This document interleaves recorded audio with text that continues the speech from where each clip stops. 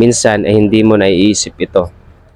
Kasi ang akala natin ang blessing ay financial, material. Pero ito ang pinaka-blessing na hindi mo alam, mga kaibigan. Okay, isang mapagpalang umaga po sa ating lahat. Maraming pong salamat sa inyo pong panonood sa ating pong munting channel. Maraming pong salamat sa inyong suporta.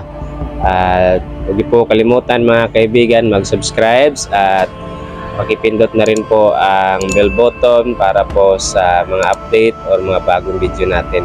So sa umagang ito, mga kaibigan, ating pag-uusapan ang about blessing or biyaya, no? Kasi maraming mga taong nag-aakala na ang salitang biyaya ay may kaugnayan lamang doon sa mga material or pinansyal. Kaya yung iba, pag sinasabi nilang blessing, yung may pera, may mga material, may malaking bahay, at kung ano-ano pa. So, akala ng tao, mga kaibigan, ang blessing ay nagpo-focus lamang sa material at higit sa lahat sa pinansyal.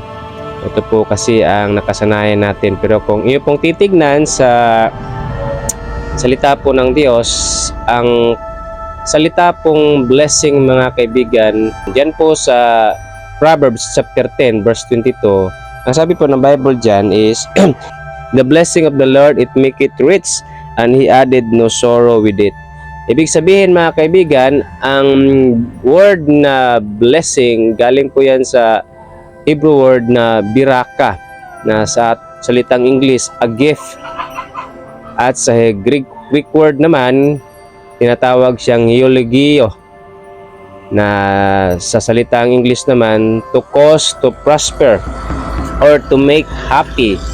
So yan po ang ibig sabihin ng blessing, mga kaibigan. Hindi po yan nagpo-focus lamang sa material na bagay. At alam nyo ba na ang blessing, ang biyaya na galing sa Diyos ay pwedeng magpayaman ng isang tao?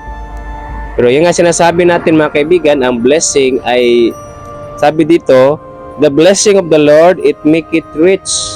Pwede tayong yumaman. At ang masarap nito, mga kaibigan, ay sabi dito, and He added no sorrow with it. Ibig sabihin, pag ang Diyos ang magbiyaya sa iyo, walang dagdag na tinatawag nito na kahirapan. No, maraming mga tao ngayon, maraming pera, may mga material na bagay, pero puno naman sa problema. Puno sa problema sa pamilya, puno sa problema sa kung ano-ano. Pero kung ang Diyos ang mag-blessing, ang magbiyaya sa iyo, bibigyan ka ng Panginoon ng blessing, no? Walang dagdag na kalungkutan pag ang Diyos ang mag-blessing sa iyo. So, ibig sabihin ng blessing, mga kaibigan, ay a gift, no? So, marami tayong mga blessing na hindi natin kinikredit na blessing. Marami tayong dumating na blessing pero hindi natin iniisip na ito ay blessing. Ano nga bang mga blessing na natanggap natin na akala natin ay hindi yun blessing? Number one, mga kaibigan, yung buhay mo ngayon, blessing yan, gift yan, biyaya yan galing sa Diyos. Yung hangin na yung hinihinga ngayon, that is blessing.